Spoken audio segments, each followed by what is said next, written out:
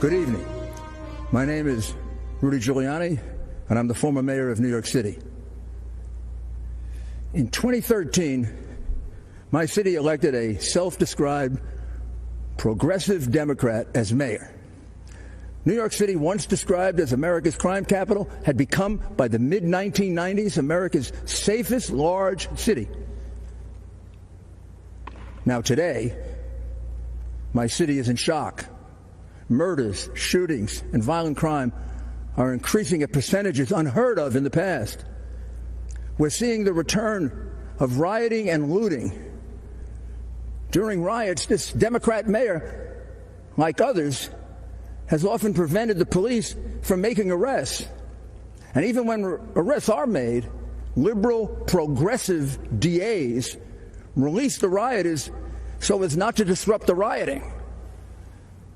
New Yorkers wonder, how did we get overwhelmed by crime so quickly and decline so fast?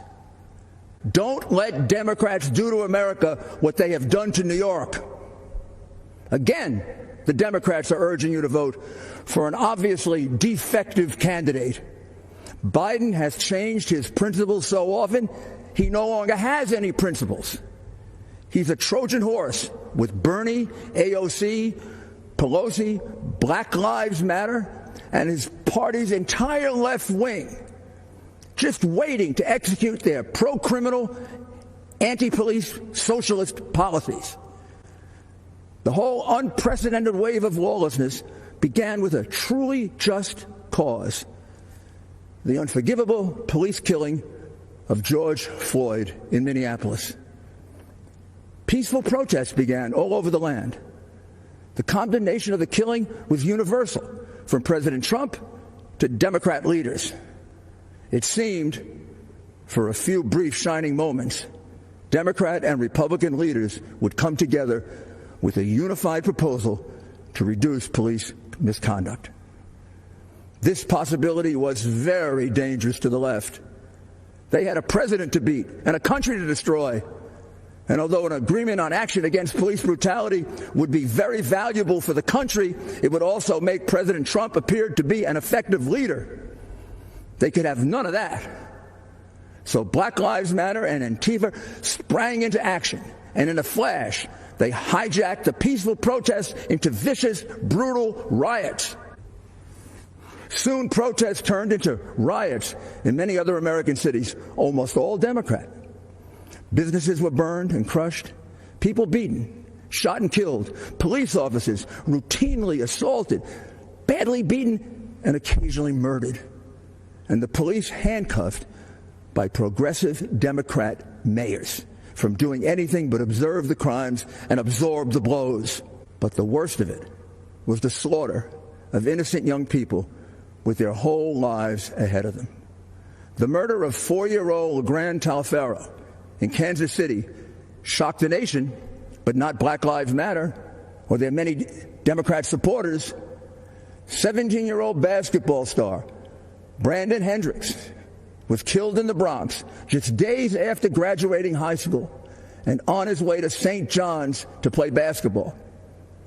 He passed with only a brief mention.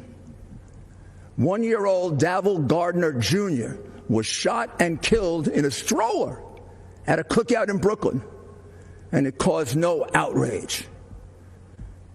For President Trump and for us Republicans, all Black lives matter, and the lives of LeGrand and Brandon and Davil matter to us. All lives matter to us.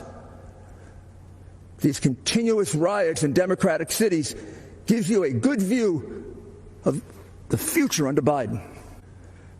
All 5 of the top cities for homicides, like the top cities for rioting and looting, are governed by progressive Democrats, using the progressive Democrat approach to crime, which is to do nothing substantive to reduce it, to release prisoners, as many and as soon as possible, and to go to war with the police, the only group with the capability to protect your citizens.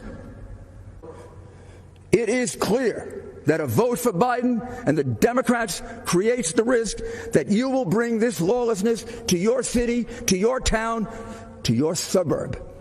There is no question that this awesome job of restoring safety for our people cannot be done from your basement, Joe. There's also no question that President Trump will fight with all his strength to preserve the American system of government and our way of life. In critical times in our history, America has always been blessed with the right person to handle the crisis. Washington, Lincoln, Roosevelt, Reagan were perfect for the challenges they faced and brought our nation through gloriously.